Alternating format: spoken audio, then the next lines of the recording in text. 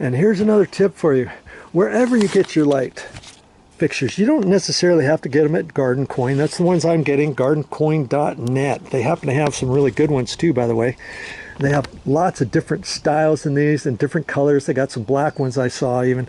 Most of the color is that antique brass, bronzy colored look though, but they have different ones. Always save the directions. I mean, the directions don't really tell me too much about how to wire it per se, but it kind of gives you different things. Okay.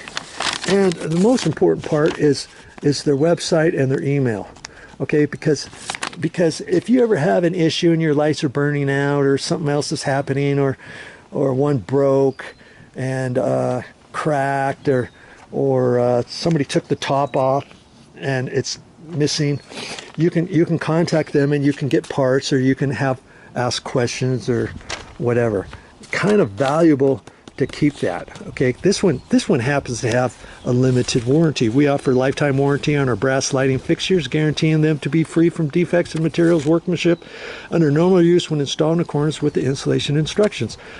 They call it a limited warranty, but then it says lifetime warranty. That's on everything other than the actual bulb. And what I found interesting on these particular ones is that the cover, this white in here is plastic. This white is plastic. So is that a lifetime warranty? If this ever yellows after 5 years, who knows? I mean, the old ones that I had were actually glass, believe it or not. It was glass. It didn't look like plastic. I'll get it here for a second.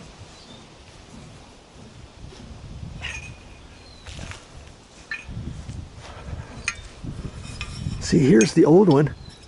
Doesn't that look like a glass jar? I don't think that's plastic. Hard plastic. I think it's glass. But more times than not, you may not be able to get glass anymore. I don't know. These are hard plastic. So if that thing ever weathers later on, I doubt it's going to, but if it ever does, and if it ever bothers me, I could send them a message and say, hey, it's yellowed. What do I do with that? They might replace that for you. But when you look at stuff, these, when I get them installed, it's going to look like that. Okay, I can't even see the glass on there, and so I don't think it's ever going to be an issue. Okay. But I'm gonna at least keep one of these. Okay, this is the box with the one light fixture left. I'm gonna put that back in there, and I'll wait later on, because like I say, I'm not sure exactly where I'm gonna put it in here, either there or there, and that's after I redo this area, and then I can put the light in. I don't necessarily have to put the light in right this minute. If I wanted to, I'd have to dig up where the main trunk line is, and I think the wire stops right in here somewhere. Right in here, I'd have to dig it, and then I'd have to string it out. And like I say, I don't know if we want it here or there. If I wanted to temporarily, I could install one there.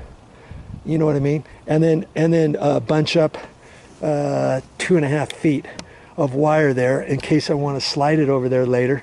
But then it's in my way. It's in my way for moving all these rocks, and then I've got the old weed block I got to get out of there. I want to dig up along here to make sure there's no roots in there and all that kind of stuff. So, you know, then I'm going to have the wire in my way. Yeah, I could take it back to here and undo the wire nuts and take the light fixture out and all that, but it's not really that much of an issue, I feel, right now. And my wife, she's fine. I told her, I said, let's not put this one in yet. I'm mainly focused on doing these, and she's good with that, and that's all I like to hear.